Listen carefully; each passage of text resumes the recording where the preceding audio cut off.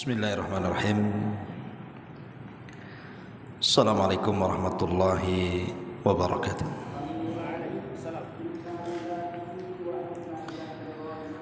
Alhamdulillah wassalatu wassalamu ala Rasulillah wa ala alihi wa sahbihi wa mawalah wa la hawla wa la quwwata illa billahi wa ba'du.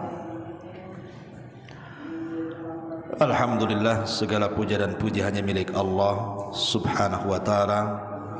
Salawat dan juga salam kita hadiahkan kepada Rasul kita Nabi besar Muhammad sallallahu alaihi wa ala alihi wasallam. Alhamdulillah, di malam hari ini kita bisa duduk kembali untuk berthalabul ilmi. Dan malam ini kita akan membahas satu hadis Nabi yang dikeluarkan oleh Imam Al-Bukhari dari hadis Abi Hurairah radhiyallahu anhu. Anin Nabi sallallahu alaihi wasallam qala: a'dzarallahu ila imri'in akhara ajalahu hatta balagha 60 sanatan. Allah subhanahu wa ta'ala mencabut uzur kepada siapapun yang diakhirkan ajalnya sampai dia mencapai usia 60 tahun. Hadis ini memberikan faedah kepada kita tentang bahayanya orang yang sudah berusia 60 tahun tapi tidak kunjung dapat hidayah. Karena Nabi sallallahu alaihi wasallam mengatakan a'dzarallah. A'dzarallah itu artinya lam yatruk lahu udhran. Jadi Allah tidak meninggalkan uzur sama sekali. Ila mri'in, kepada seseorang akhara ajalahu, yang diakhirkan ajalnya, hatta balagha 60 sanatan, sampai dia mencapai usia 60 tahun. Kenapa Allah subhanahu wa ta'ala tidak memberikan uzur kepada para pelaku maksiat ketika usianya sampai 60 tahun? Alasannya karena usia-usia 60 tahun itu an yasta'idda liliqa'illahi azza wajalla. Harusnya usia yang sudah 60 tahun itu memang sudah harus persiapan untuk menghadap Allah subhanahu wa ta'ala. Jadi pembahasan di malam hari ini kita akan membahas rahasia usia 60 tahun. Ada apa dengan 60 tahun ini? Ma'asyiral muslimin yang dimuliakan Allah subhanahu wa ta'ala, di dalam surah Fatir ayat 37, yang usia 60 tahun ke depan yang 40 tahun di belakang aja. Dalam surah Fatir ayat 37, Allah subhanahu wa ta'ala berfirman, wa hum yastarihuna fiha Rabbana akhrijna na'mal salihan ghairal ladzi kunna na'mal. Dan mereka penduduk neraka akan berteriak-teriak, kemudian mengatakan, ya Rabb, keluarkan kami dari neraka, niscaya kami akan mengerjakan kebaikan yang berlainan dengan yang telah kami kerjakan dahulu. Ini janjinya penduduk neraka. Kalau mereka dikeluarkan dari neraka, mereka akan bertobat. Bahkan mereka akan beramal lebih giat dibandingkan sebelum mereka masuk neraka. Itu janji penduduk neraka. Tapi Allah subhanahu wa ta'ala katakan, awalam nu'ammirkum ma yatadhakkaru fihi man tadhakkar wa ja'akumun nadhir. Kata Allah subhanahu wa ta'ala, bukankah kami telah memanjangkan umurmu untuk dapat berpikir bagi orang yang mau berfikir. Wa ja'akumun nadhir, dan telah datang peringatan kepada kalian. Maka Allah katakan, fadhuku famalidh zalimina min nasir, maka rasakanlah azab kami, dan bagi orang-orang zalim tidak ada seorang pun penolong bagi mereka. Ma'asyiral muslimin yang dimuliakan Allah Subhanahu wa taala, surah Fatir ayat 37 ini, ketika Allah Subhanahu wa taala mengatakan awalam nu'ammirkum, bukankah aku telah memberikan usia yang panjang kepadamu? Sebagian ahli tafsir di antaranya pendapat Imam Mujahid dari Abdullah ibn Abbas radhiyallahu anhuma, maksudnya awalam nu'ammirkum ma yatadhakkaru fihi man tadhakkar qala sittuna sanatan. Ketika Allah mengatakan bukankah aku sudah berikan usia kepada kalian yang panjang, kata Abdullah ibn Abbas maksudnya usia 60 tahun. Jadi Allah ingatkan usia 60 tahun ini, karena ketika penduduk neraka mereka berteriak-teriak dan ingin keluar dari neraka, kemudian mereka berjanji akan bertobat dan akan semangat melakukan amal saleh, Allah tidak ijabah. Bahkan Allah Subhanahu wa taala bantah dengan dua perkara. Pertama, bukankah dulu sudah aku berikan kau usia sampai 60 tahun?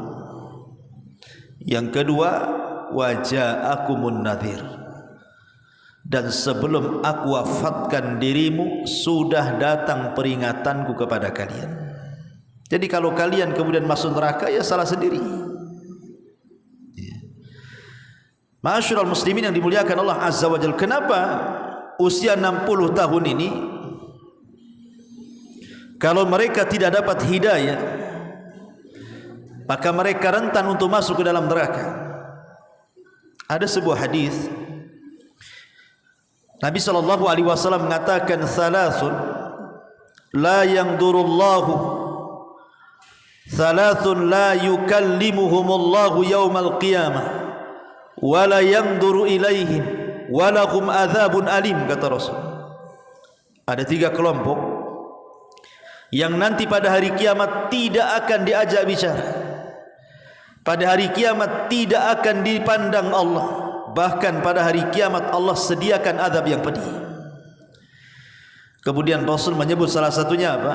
Syaikhun zanin, orang yang sudah tua renta, kakek-kakek, tapi masih berzina. Kenapa Nabi SAW memfokuskan kakek-kakek yang berzina? Bukankah anak muda lebih banyak melakukan zina dibandingkan orang tua? Karena Nabi SAW ingin katakan bahwa kalau seandainya orang ini sudah tua, sudah 60, sudah 70, kemudian masih juga berzina, berarti memang kakek ini tak tahu diri. Dia tidak paham bahwa dia itu sebentar lagi akan mati. Berarti yang mendorong dia maksiat itu karena buruknya akhlak dan kebiasaan hidupnya. Karena orang yang sudah tua, apalagi sudah 70 tahun kemudian berzina, apa pendorongnya? Tidak ada pendorongnya. Kalau anak muda berzina mungkin syahwatnya masih meluap-luap, wajar, akhirnya terkalahkan dengan syahwatnya, berzinalah anak muda. Tapi kalau sudah tua, sudah kakek-kakek, sudah renta, tenaga tak ada, syahwat kurang, mata sudah rabun, telinga sudah budak, kok masih berzina, ini gimana ceritanya? Makanya kemudian para ulama mengatakan orang yang sudah tua berzina lebih besar dosanya dibandingkan anak muda berzina. Ma'asyiral muslimin yang dimuliakan Allah Subhanahu wa taala, jadi usia 60 tahun itu harusnya orang itu sudah lebih dekat kepada Allah. Makanya kata Imam Ibn Hazm rahimahullahu taala, dia mengatakan hendaklah usia-usia tua itu mereka sudah harus tinggal di masjid. Harus banyak duduk-duduk di masjid. Karena apa kegiatan orang yang sudah tua, apalagi sudah pensiun kan? Tinggal duduk di masjid aja lah dari maghrib sampai ke isya gitu ya. Nanti dari subuh gitu, habis subuh sampai ke syuruk. Nanti dari zuhur sampai ke asar gitu ya. Kalau udah tua apalah kerjaannya? Harusnya kata Imam Ibnu Hazm, seharusnya orang yang sudah sepuh itu harus memperbanyak tinggal di masjid. Karena perjalanan dia sudah dekat. Ma'asyiral muslimin yang dimuliakan Allah Azza wa Jalla. Lah di sini Allah Subhanahu wa taala setelah mengingatkan usia 60 tahun dan Allah katakan awalam nu'ammirkum ma yatadzakkaru fihi man tadzakkar. Kemudian Allah mengatakan waja'akumun nadhir. Dan telah datang peringatan kepada kalian. Apa peringatan di sini? Ada 6 penafsiran para ulama tentang makna peringatan dalam surah Fatir ini. Yang pertama, maksudnya telah datang peringatan kepada kalian, artinya Rasul sudah diutus, sehingga tidak ada uzur lagi kalian untuk berpaling dari Islam, karena Nabi sudah diutus. Dan ajaran Nabi SAW sudah sampai kepada kita lewat para ulama, lewat para asatidz. Tapi kenapa kalian tidak mendengarkan peringatan-peringatan itu? Berarti tidak ada uzur lagi. Yang kedua yang dimaksud adalah Al-Quran. Al-Quran di hadapan kita. Dan alhamdulillah Al-Quran sekarang ini dicetak banyak-banyak. Di masjid ada Quran, di rumah ada Quran, di handphone ada aplikasi Quran. Kalau orang sudah tua 60 tahun kok tidak baca Quran, itu sudah nggak ada uzur bagi dia. Karena Quran sudah diturunkan. Ini yang kedua. Yang ketiga, umur itu sendiri. Umur itu sendiri. Ada yang mengatakan bahwa awalam nu'ammirkum di sini artinya 40 tahun, ada yang mengatakan 60 tahun. Tapi saya ambil 60 tahun. Karena pembahasan kita bicara soal 60 tahun. Jadi di antara peringatan yang Allah Subhanahu wa taala berikan kepada orang-orang yang sudah tua itu adalah umur itu sendiri. Di mana Nabi SAW membatasi umur umat Islam itu berkisar 60 sampai 70 tahun saja kan. Kata Rasul, a'maru ummati baina sittin ila sab'in. Usia umatku itu berkisar 60 sampai 70 tahun saja. Artinya kalau sudah 60 tahun sisanya tinggal 10 tuh. Berarti yang sudah dilalui lebih banyak dibandingkan yang belum diarungi. Yang sudah dilalui sudah 60 tahun. Berarti sisanya tinggal 10 tahun lagi. Iya, kalau seandainya mati di usia 70 tahun, kalau matinya di usia 65 tahun, tidak sampailah kan. Sehingga kalau seandainya kemudian umur yang ia sudah tempuh itu tidak menjadikan peringatan kepada dia, masih merasa muda saja, ini bahaya nih. Karena ada tua-tua keladi itu kan, tua-tua gak jadi-jadi ya. Tua-tua gak jelas kan. Kayaknya masih muda saja, padahal jalan 100 meter aja ngos-ngosan. Naik tangga ke atas aja gak kuat, tapi masih muda saja. Terlente itu bahasa itu apa ya. Jadi masih orang-orang tua yang seperti ini tidak tahu diri, tahu umur, harusnya lebih dekat kepada Allah Subhanahu wa taala. Ini yang ketiga. Yang keempat, di antara nadhir juga adalah asyaib, uban di kepala. Karena biasanya usia 60 tahun itu udah banyak ubannya tuh. Makanya disebutkan oleh Imam Ibnu Qutaibah rahimahullahu taala. Jadi Iyas ibn Qatadah ini, ada seorang ulama salaf, Iyas ibn Qatadah. Kalau dia ngaca, kemudian dia tampak di janggutnya ada rambut putih ataupun uban, maka dia akan ngomong sendiri dan mengatakan aral mauta yatlubuni, sesungguhnya aku sudah melihat kematian itu sudah mencari aku, katanya. Jadi kalau seandainya antum ngaca gitu kan, kok di janggutnya sudah ada ubannya, di rambutnya ada ubannya, ngomonglah, ini malaikat lagi nyari-nyari aku nih. Jangan-jangan di belakang rumah pula malaikat tuh katanya. Nah, itulah ulama salaf seperti itu. Ini seolah-olah kalau sudah ada uban itu ingatnya lagi dicari-cari malaikat maut. Itu kata Iyas Ibn Qatadah rahimahullahu ta'ala. Dan dikatakan oleh Al-Hafidh Ibn Rajab Al-Hambali rahimahullahu ta'ala, siapa yang tidak mengambil pelajaran dari uban di kepala atau di janggutnya, siapa yang tidak mengambil pelajaran dari uban di janggut atau rambutnya, berarti matilah hatinya katanya. Hatinya mati, keras hatinya. Kemudian dikatakan juga oleh para ulama seperti Al-Imam Al-Baghawi rahimahullahu ta'ala, asyaibu nadhirul mauti, uban itu peringatan telah dekatnya kematian.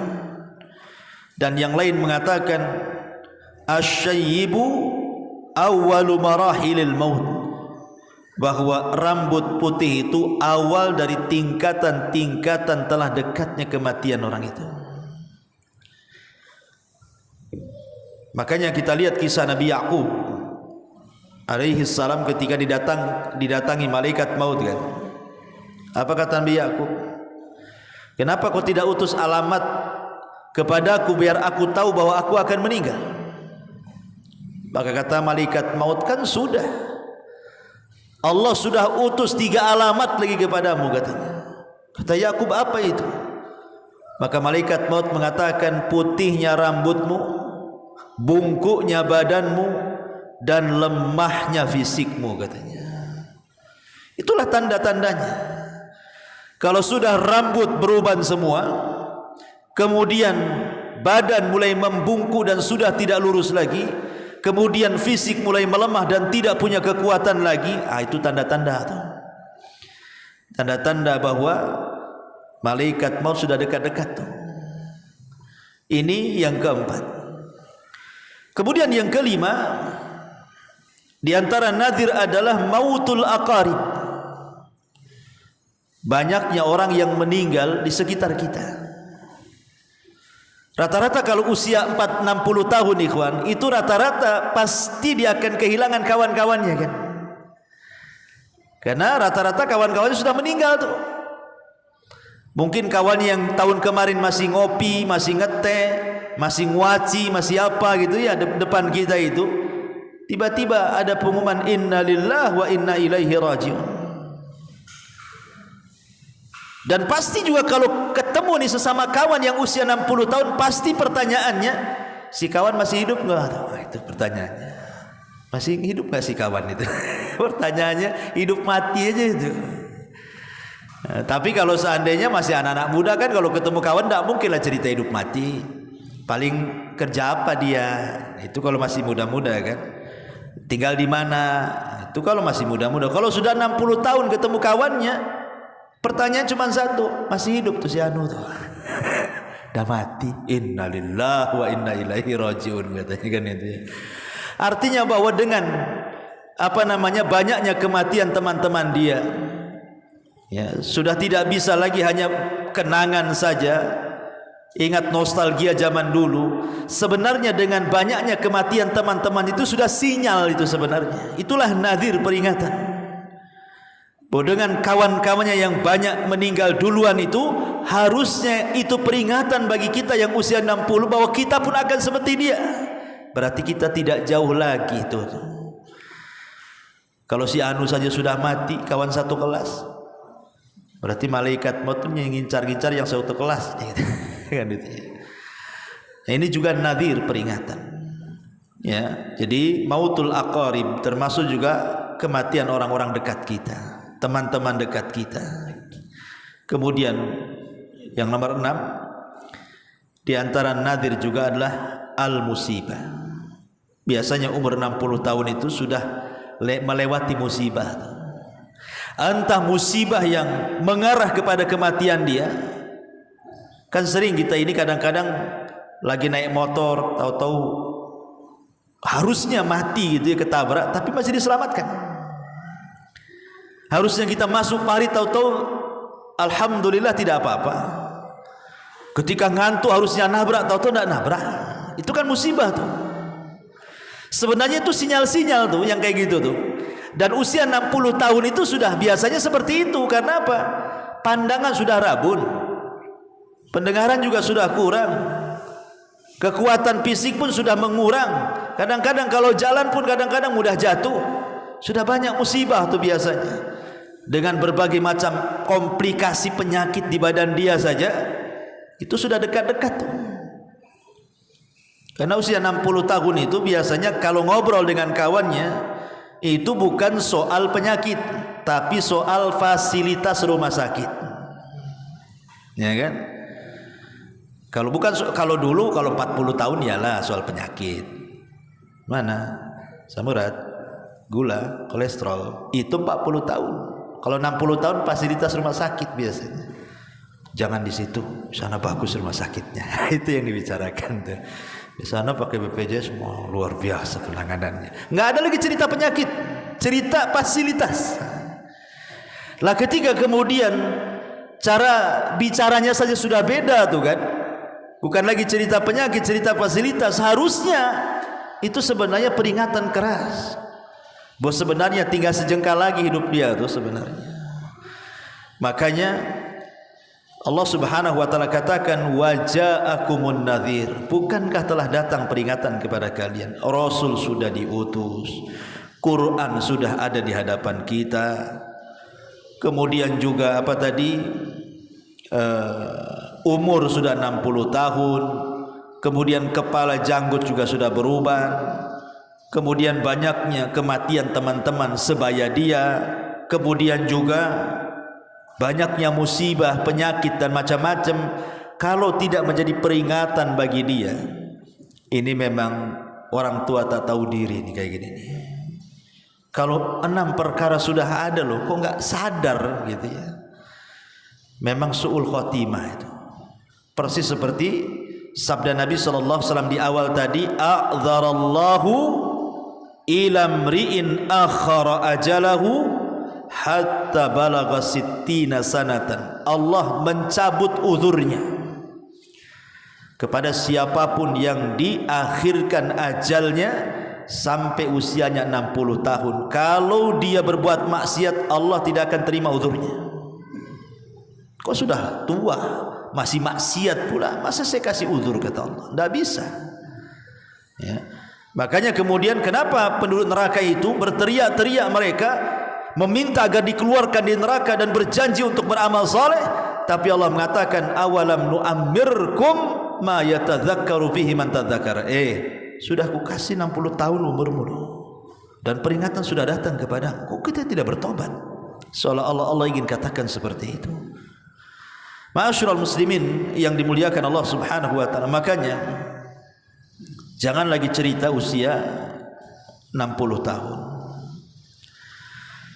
Usia 40 tahun saja Allah Subhanahu wa taala berfirman ketika sebelumnya bicara tentang birrul walidain.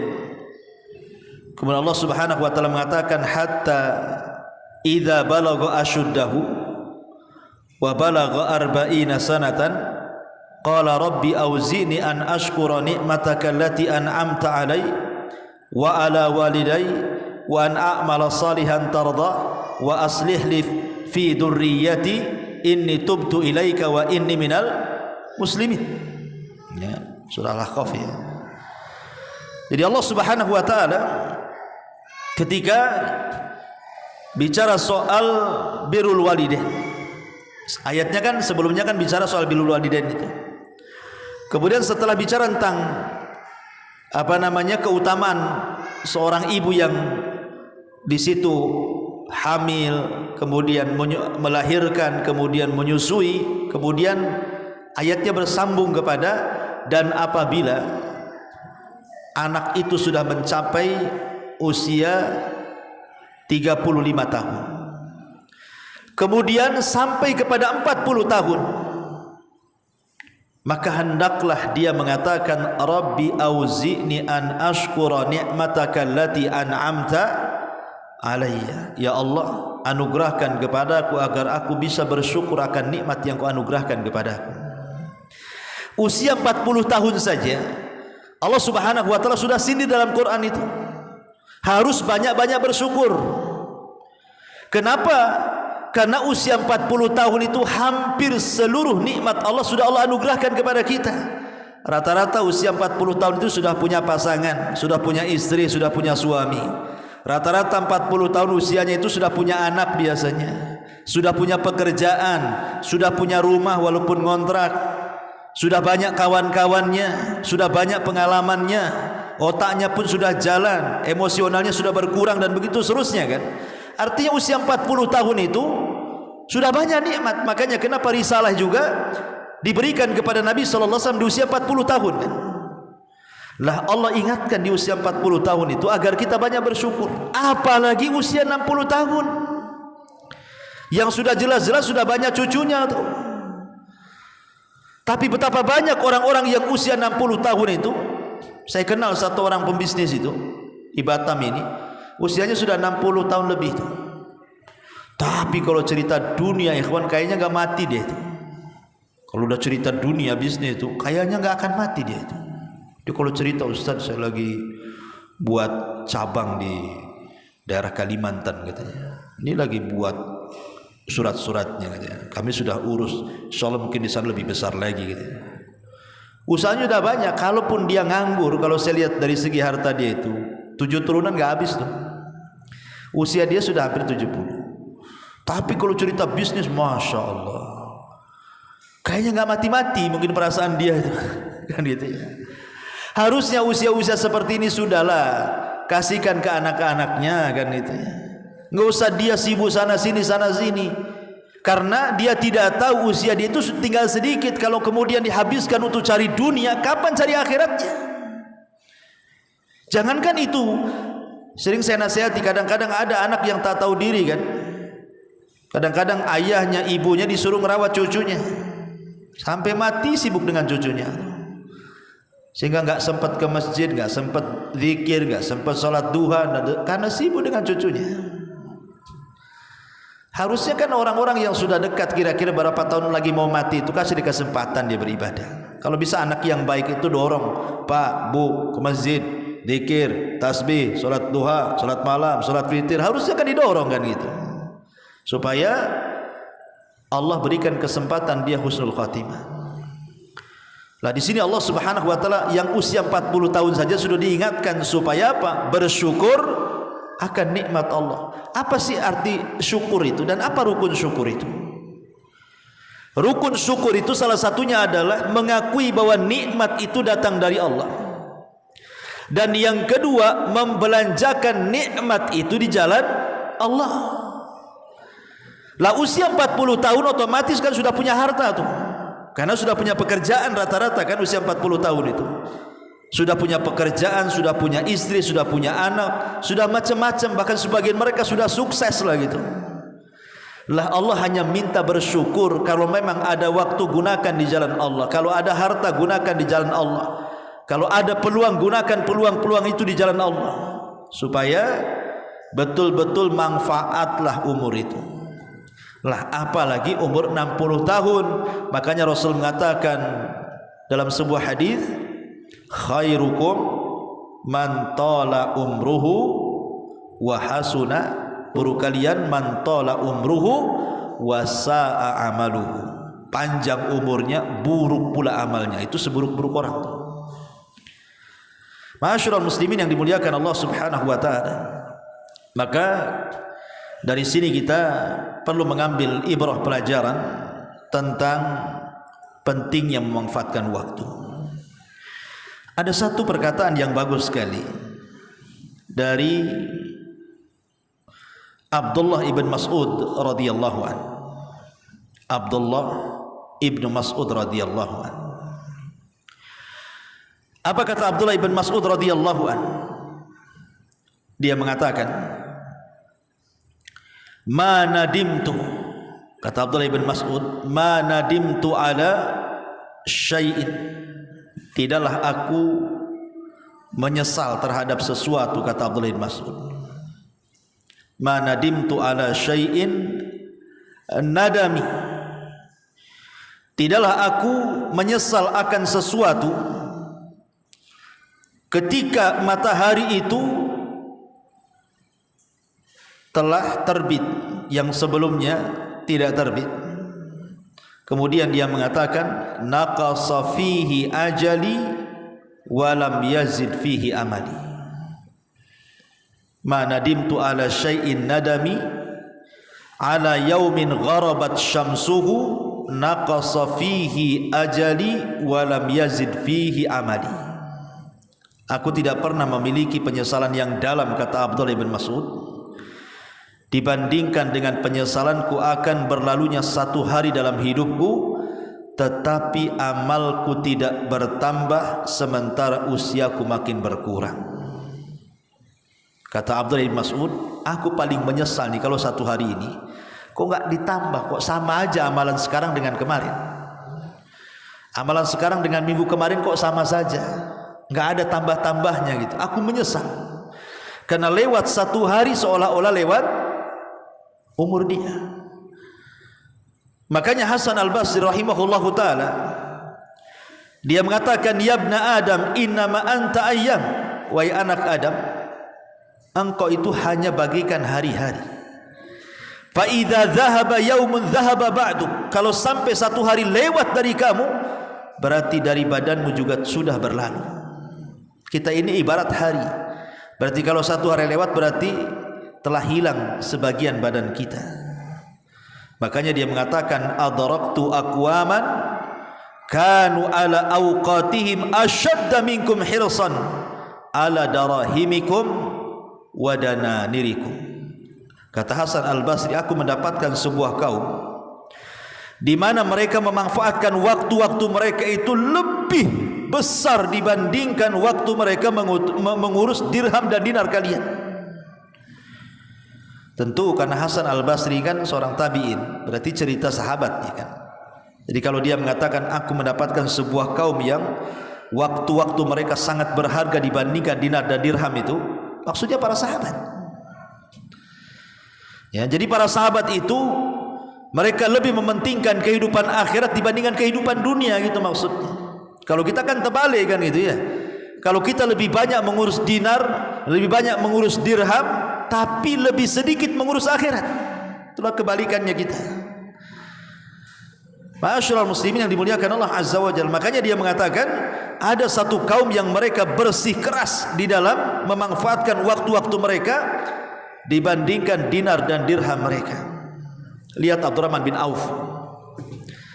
Ketika ada yang mengatakan riwayat ini dilemahkan, tapi masyhur kisahnya kan. Abdurrahman bin Auf ini kan datang dari Syam, bawa kafilah dagang banyak sekali.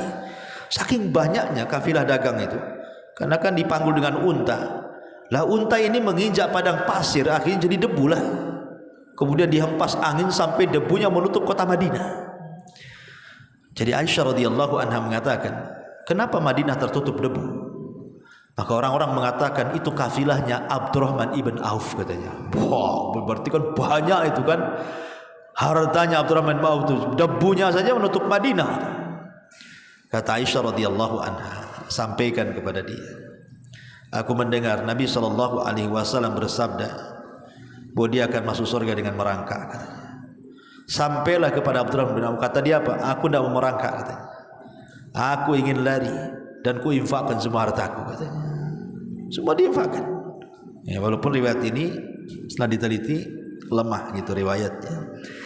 Tapi yang jelas bahwa begitulah para sahabat. Bahkan ada satu hadis, tetapi juga hadis ini sangat lemah ya. Kalau seandainya hadis ini sahih, ngeri sih. Kata Nabi SAW, barang siapa yang Allah berikan usia 40 tahun, kemudian kata Rasul, falam yaglib khairuhu syarrahu falyatahajjaz fal yatabawa maq'adahu minan nar. Barang siapa yang usianya 40 tahun kemudian kebaikannya tidak sampai mengalahkan keburukannya, silahkan tuntun orang ini ke neraka katanya. Siapa yang usianya 40 tahun kemudian kebaikannya tidak mengalahkan keburukannya, tuntun saja orang ini ke neraka katanya. Coba kalau hadis ini sahih kan ngeri, tapi hadis ini dhaif jiddan, sangat lemah sekali dan tidak bisa terangkat. Tetapi kalau kita memahami hadis ini secara makna, ada benarnya juga. Karena usia-usia apalagi sampai 60 tahun kok kebaikannya tidak sampai mengalahkan keburukannya, alias keburukannya masih di atas kebaikannya, itu alamat su'ul khotimah namanya. Alamat su'ul khotimah. Kalau sudah tua kok masih berbuat buruk, tidak nambah kebaikannya, ini alamat su'ul khotimah orang kayak gini nih. Walaupun kita tidak bisa menunjuk person satu persatu gitu kan. Terkadang ada juga yang Allah kasih rahmat. Mungkin dari kecil dia beramal amalan ahli neraka, kemudian di ujung hayat tiba-tiba dia mengamalkan amalan ahli sorga, akhirnya Allah masukkan ke sorga. Ada juga karena amal itu ditentukan dengan akhirnya kan. Tetapi siapa yang tahu bahwa akhir kehidupan kita itu seperti itu? Jangan berdalih dengan hadis ini. Gak apa-apa Ustaz, nanti aja lah saya tobatnya katanya. Nanti kalau dekat-dekat mati saya tobat katanya. Kan ada hadis, ya, seseorang beramal dengan amalan ahli neraka, tiba-tiba di akhir hayatnya dia beramal dengan amalan ahli sorga, akhirnya dicatat jadi penduduk sorga. Mudah-mudahan saya seperti itulah katanya. Enak kali kalau ngomong itu kan. Ya. Iya kalau seperti itu. Apakah anda tahu akhirnya seperti itu? Tidak tahu. Ya, kita tidak tahu akhir sandiwara kehidupan kita, semua sutradaranya Allah. Ma'asyiral muslimin, kita ini hanya dituntut fakullun i'malu fakullun muyassarun lima khuliqa lahu. Sudah beramal saja, maka kalian akan dimudahkan dengan amalan itu. Fa amma man a'ta wattaqa saddaqa bil husna fasanuyassiruhu lil yusra. Kalau memang dimudahkan amalannya, kebaikannya, Allah akan mudahkan lagi ke surga tuh. Tapi kalau sudah disulitkan amalan ke surganya, maka Allah sulitkan lagi menuju ke surga. Boleh jadi dibelokkan ke neraka. Fasanuyassiruhu lil usra. Jadi kewajiban kita ini hanya i'malu, beramal dan beramal. Karena kita tidak tahu ujung amalan kita apa kan itu. Karena Rasul yang mengatakan i'malu fakullun muyassar. Beramalah karena setiap kalian itu akan dimudahkan terhadap apa yang kalian amalkan itu. Lima khuliqa lakum. Terhadap apa yang sudah kalian amalkan. Karena biasanya amal soleh itu akan melahirkan amal soleh yang lainnya. Sebagaimana dosa juga akan melahirkan dosa yang lainnya. Kalau kita sudah terbiasa melaksanakan solat 5 waktu, kemudian ingin meningkatkan dengan solat sunnah duha, itu akan mudah. Ketika kemudian kita sudah melaksanakan solat duha untuk meningkatkan amal soleh di malam hari, itu mudah. Kenapa? Karena sudah terbiasa dari yang wajib, ibadah siang, naik kepada ibadah malam, pasti akan mudah tuh. Kenapa? Karena ibadah itu melahirkan ibadah yang lainnya. Sama dengan maksiat juga gitu. Maksiat itu melahirkan maksiat yang lainnya. Orang kalau sudah gemar satu maksiat, pasti akan gemar kepada maksiat yang lainnya. Orang punya utang tak mau bayar, mulai dia berdusta. Mulai dosanya tak mau bayar utang, nambah dusta. Kemudian sudah berdusta, marah-marah pula sama yang orang yang diutangi. Timbul dosa yang marah-marahnya. Kemudian tambah lagi ngasut orang pula. Dia yang utang, dia yang gibah kawannya. Mulai ngerembet tuh dosanya kemana-mana. Dosa itu melahirkan yang lainnya. Makanya kalau seandainya orang sudah tua kok tidak bertobat, itu merembet dosanya itu. Akhirnya dia meninggal dalam kondisi su'ul khotimah. Tapi kalau sudah tua dia memperbanyak amal soleh, nanti amal soleh akan melahirkan amal soleh yang lain. Amal soleh yang lain melahirkan amal soleh yang lainnya. Akhirnya boleh jadi Allah tutup dengan amal soleh yang terakhir dia kerjakan. Kan alhamdulillah. Ya, jangan menerka-nerka. Kapan tobat? Sudah 40 tahun nunggu 60 tahun Ustaz. Sudah 60 tahun kapan tobat? Nunggu haji Ustaz. Tak haji pun. Ya. Sudah haji tak tobat juga. Jadi kepala sabung ayam. Ma'asyiral muslimin yang dimuliakan Allah Subhanahu wa taala, intinya bahwa di sini Allah ingin peringatkan kepada kita dalam surat ini tentang bahaya usia 60 tahun kalau tidak bertobat kepada Allah Subhanahu wa taala. Wallahu a'lam bishawab. Ini yang bisa saya sampaikan. Subhanakallahumma bihamdika asyhadu an la ilaha illa anta astaghfiruka wa atubu ilaik. Allahu ta'ala alam. Assalamualaikum warahmatullahi